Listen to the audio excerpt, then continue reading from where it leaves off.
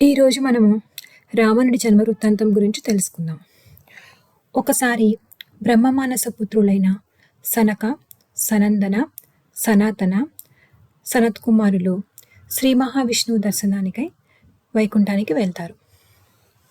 వాళ్ళు వయసులో పెద్దవారైనా చూసేందుకు పిల్లల్లాగా కనిపిస్తారు. అలా కనిపించడంతో ద్వారపాలకులుగా ఉన్న జయ విజయులు వారిని చూసి చాలా అవహేళనగా మాట్లాడతారు. అంతేకాదు శ్రీ మహావిష్ణువు వేరే పనిలో ఉన్నారన్న వంకతో వాళ్ళని లోపలికి వెళ్ళనివ్వరు. బ్రహ్మ మానస పుత్రులు అంటే బ్రహ్మ మనస్సు నుంచి పుట్టిన జ్ఞాన స్వరూపులు అని అర్థం. అలాంటి వారి రూపాన్ని చూసి జయ విజయులు అవహేళనగా మాట్లాడటం తప్పే కదా. సో వాళ్ళకి చాలా కోపం వస్తుంది. బ్రహ్మ మానస పుత్రులు జయ విజయుల్ని ఇలా శపిస్తారు, మీరు భూలోకంలో మానవులుగా సంచరిస్తారు అని చెప్పి శపిస్తారనమాట. కానీ జయ విజయులు శ్రీ మహావిష్ణువుకి అమితమైన భక్తులు. వారు వైకుంఠాన్ని కానీ శ్రీ మహావిష్ణువుని కానీ వదిలి ఒక్క నిమిషం కూడా ఉండలేరు. అలాంటి వారు మనుష్య జన్మ పొంది భూలోకానికి వెళ్ళాలి అంటే చాలా బాధపడతారు. అందుకని వారిరువురు పరుగు పరుగున శ్రీ మహావిష్ణువు దగ్గరికి వెళ్ళి జరిగిందంతా వివరిస్తారు. అప్పుడు శ్రీ మహావిష్ణువు ఇలా అంటారు, సర్వంతర్యామి అయిన నాకు అందరితో గడపడానికి సమయం ఉంటుంది, మీరు చేసింది చాలా తప్పు అని అంటారు. ఆ తరువాత తానే స్వయంగా వైకుంఠ ద్వారం దగ్గరకు వెళ్ళి ఆ మహర్షులను ఎంతో సాదరంగా లోపలికి ఆహ్వానిస్తారు.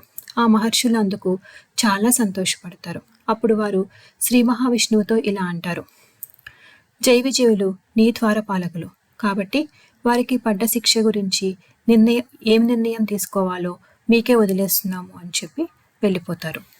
శ్రీ మహావిష్ణువు జై విజయులతో ఇలా అంటారు, తనకు శాపాన్ని వెనక్కి తీసుకునే శక్తి లేదని, కాకపోతే 2 మార్గాలు మాత్రం చెప్పగలనని అంటారు.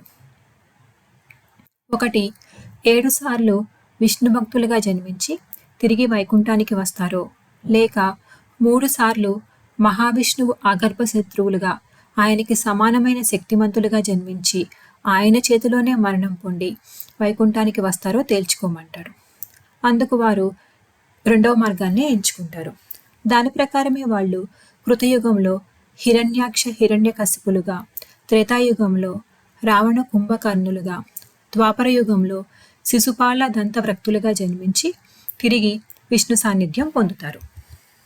ఇప్పుడు మనం త్రేతాయుగంలో రావణుడి జననం ఎలా జరిగిందో తెలుసుకుందాం. ప్రాచీన కాలంలో హిమాలయ సమీపంలో ఒక పవిత్ర తపోవనంలో బ్రహ్మమానస పుత్రుడైన పులస్తుని కుమారుడు మహర్షి విశ్రవుడు లోతైన తపస్సులో లీనమై ఉంటాడు. ఇక మరోవైపు రాక్షసరాజు అయిన సుమాలి తన వంశం క్షీణిస్తుందని బాధపడుతూ ఉంటాడు. తన వంశం మళ్ళీ శక్తివంతం కావాలి అంటే తన వంశానికి ఒక మహా తపస్వితో బంధం కలవాలని అనుకుంటాడు. ఎంతోమంది రాక్షస రాజకుమారులను కాదని మహాతపస్వి అయిన విశ్రవుడికి తన కుమార్తెను ఇచ్చి వివాహం జరిపించాలి అనుకుంటాడు. కైకసి తండ్రి ఆజ్ఞపై అసుర సంధ్యాకాలంలో విశ్రవుడు తపస్సు చేసుకుంటూ ఉండగా ఆయన వద్దకు వెళ్ళి అతని ఎదుట నిలబడి నమస్కరించి, మహర్షి, నా వంశం మళ్ళీ శక్తివంతం కావాలి అంటే మీ వంటి తపోబలమైన మహర్షికి భార్యగా ఉండాలి అని, ఎంతో పరాక్రమవంతులు, మహాబలవంతులు, జ్ఞానులు అయిన కొడుకుల్ని పొందాలని కోరుకుంటున్నాను అని కోరింది. విశ్రవుడు కైకసి భక్తికి వినయానికి చాలా మంత్రముగ్ధుడవుతాడు.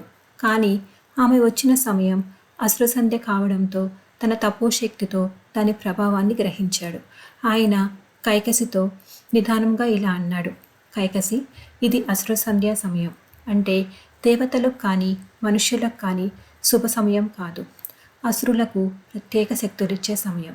క్రూరత, గర్వం, ఆధికత్వ గుణాలు పెరిగే సమయం.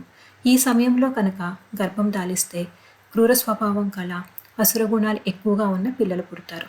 అయితే విశ్రవుడు ఇంకొక విషయం కూడా చెప్పాడు, అసుర గుణాలు ఉన్న కొడుకు పుట్టినప్పటికీ నీకు ఉన్న పుణ్యఫలం వల్ల ధార్మికుడు, శాంత స్వభావుడు, సత్యవంతుడు అయిన కుమారుడు కూడా పుడతాడు అని చెప్పాడు. ఆ మాటల తర్వాత విశ్రవుడు కైకసిని వివాహం చేసుకున్నాడు. దీంతో పుట్టినవారు రావణుడు, కుంభకర్ణుడు, విభీషణుడు. ఇక్కడ రావణుడు అసురశక్తి మరియు బ్రాహ్మణ జ్ఞానం కలిగినవాడు. కుంభకర్ణుడు అపార బలం కలిగినవాడు. అంతేకాదు ఆయన 6 నెలలు పడుకుంటాడు, 6 నెలలు తింటాడు. విభీషణుడు శాంత స్వభావం కలిగినవాడు. అంతేకాదు ఆయన ధర్మానికి ప్రతిరూపం. రావణాసురుడు చిన్నతనం నుండి సాత్విక స్వభావం కాకుండా తామస స్వభావంతో ఉండేవాడు.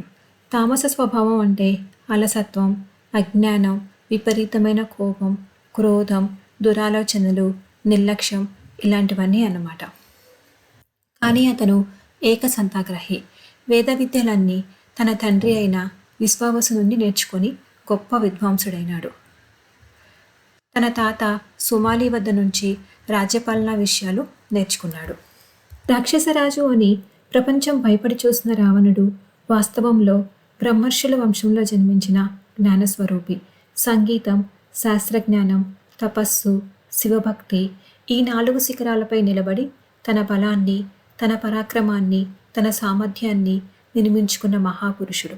రావణుడు రాక్షసుడు మాత్రమే కాదు, బ్రహ్మజ్ఞాని, శివభక్తుడు, పరాక్రమశాలి. ఇది ఆయన కథలో ఒక భాగం మాత్రమే. తదుపరి వీడియోలో రావణుడి గురించి మరిన్ని విషయాలు తెలుసుకుందాము. ధన్యవాదాలు. జై శ్రీరామ్.